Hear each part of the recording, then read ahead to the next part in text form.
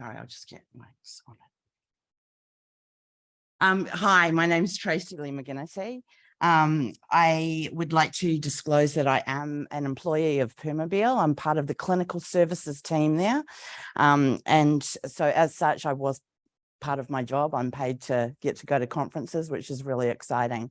I also want to acknowledge a couple of things. This morning, we heard some great stuff on the future of getting some of these clinical practice guidelines updated, in particular around standing, I noticed being spoken about, which is kind of special to me in the fact that these case studies do involve two young boys that are using standing mobility devices.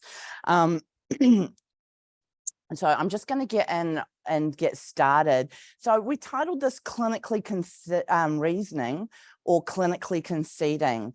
And so we're looking at two case studies. And what I mean by that is that often, as I'm a clinician, I'm an occupational therapist by background, and often when we're making these clinical decisions, we are quite often governed by the eligibility criteria, etc., of funding bodies. Now, I've been involved in funding freezes as well, so I'm really aware that there's only so much money to go around, and I'm not a fan of overprescription. So I just wanted to make a couple of those points before we get started. So what we're going to do is we're going to look at two case studies for very similar, that are very similar within the Australian system. So to give you a grounding foundation, is there any Australians in here other than my colleague sitting there? Probably not. So I am going to give you a little bit of the funding information before we get started. So the National Disability Insurance Scheme is the national funding over in Australia that's being used. What I love about it is it's really client-centered. And it's a really functionally based system. So we don't have to fit into, you have this medical diagnosis, this is what you're entitled to. We can really start to look at what somebody wants to achieve in their life, how they can achieve it, and take it from there. So this system rolled out in 2016. And it was really foundationed on choice and control of the end user, so a very client-centered approach. And it looked at individualized supports, so you get to manage your plan. But what we have seen is the numbers have increased within that participation with people accessing the system.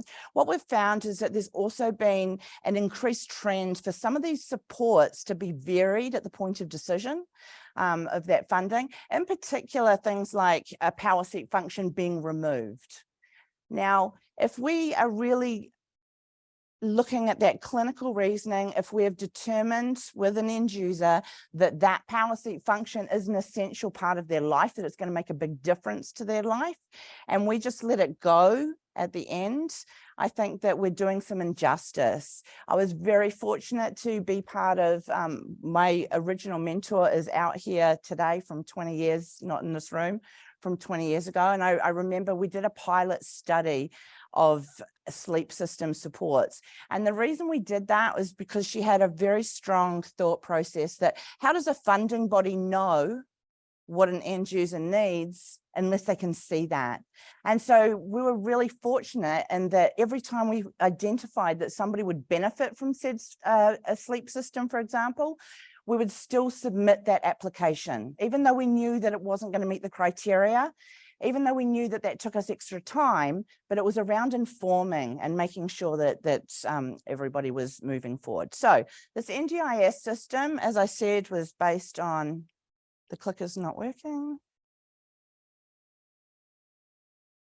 No.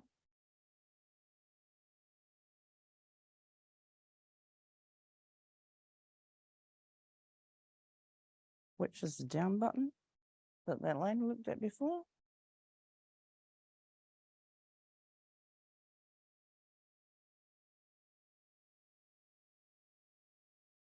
Oh, because that came up. All right, so sorry about that. The scheme aims to empower the end user by supporting that choice and control. And this includes how the participant manages the funding within their plan.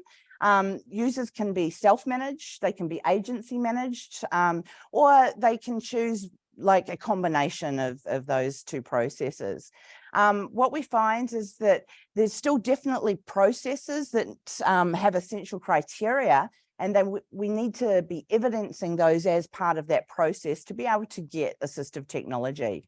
That eligibility criteria within the NDIS Act has certain boxes that need to be ticked to make sure that that funding's there.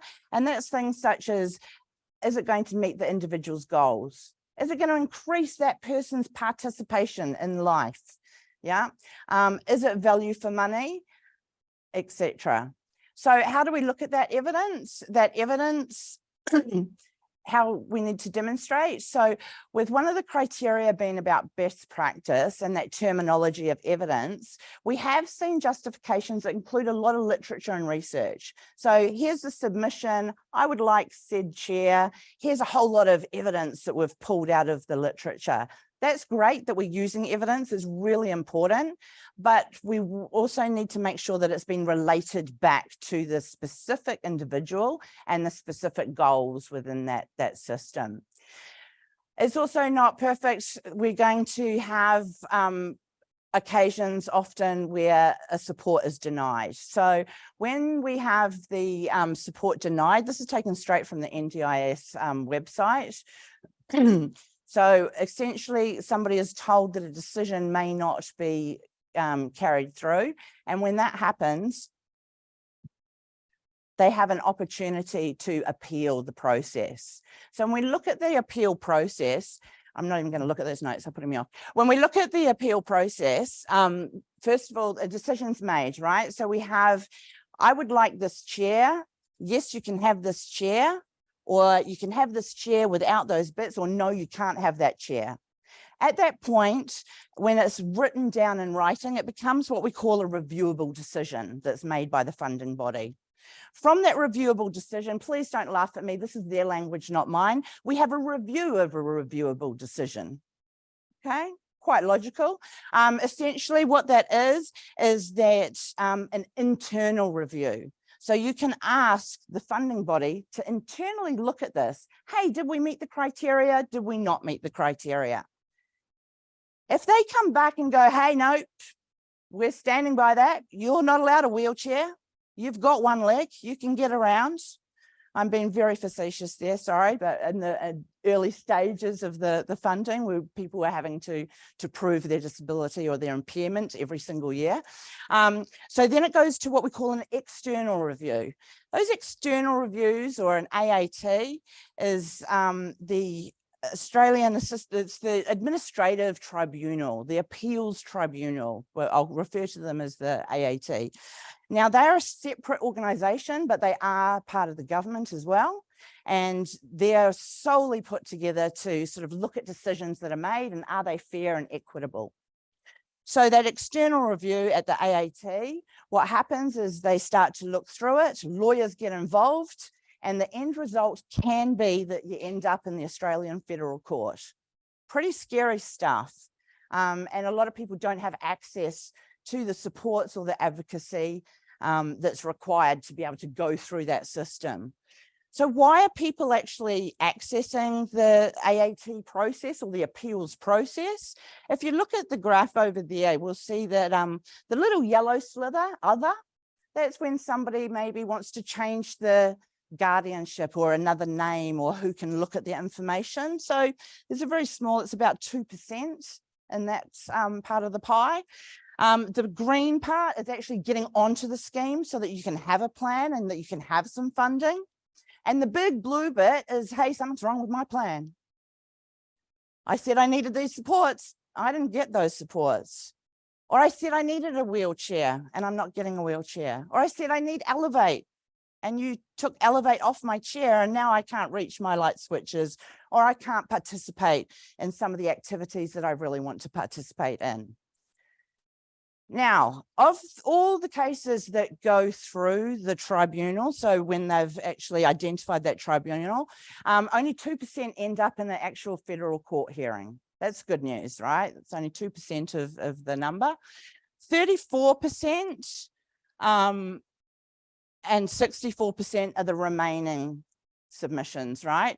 Now, of those submissions, 34% actually just give up. They withdraw. We're not going to go through this process. Whereas 64% are the ones that actually have a decision made along the way. So as part of that process, which is what one of our case studies is going to demonstrate.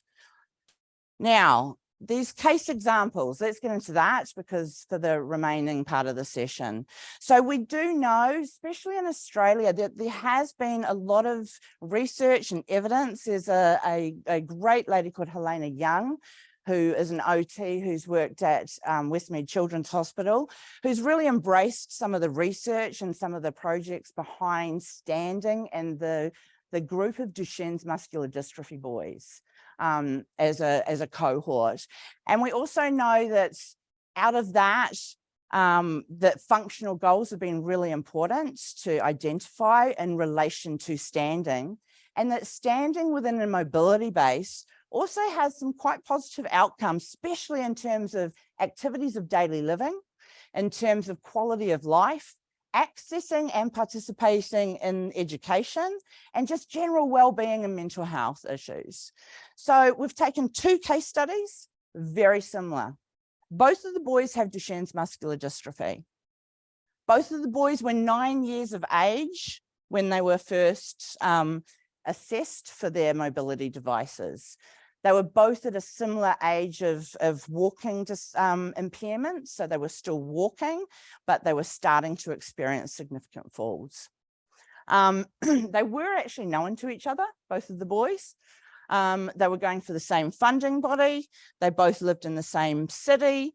They're both part of the same neuromuscular clinic, and so had a very similar clinician base. I was not part of any of this until we got to the appeals process. So the clinical reasoning was justifiable by the therapist, the primary prescribing therapist, and she had a whole lot of goals, right? I don't want to overwhelm you with all those goals. So we're just going to sort of pull out one to show just how thorough she was in that assessment process. So I also read the reports. There was nothing that didn't tick those boxes of the criteria and the eligibility criteria that we discussed earlier. So let's look at the process that each of these two case examples went through. Case example 2, the therapist did the assessment, the trial, and the documentation was submitted in September 2020.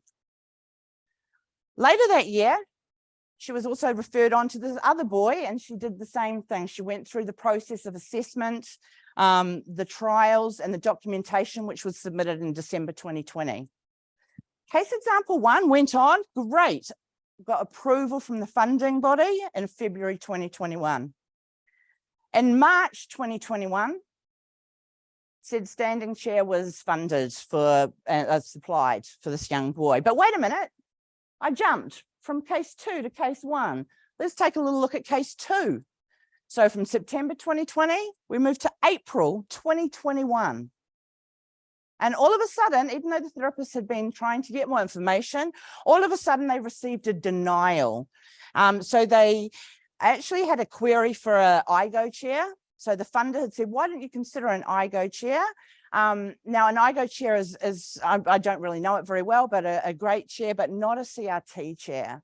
Yeah, we can't adjust the leg rest. We can't do the things that are going to meet this young boy's ongoing needs. So the therapist wanted me to put that in there because she was a little bit like with the fact that a funder was sort of explaining which piece of technology was going to best meet the needs.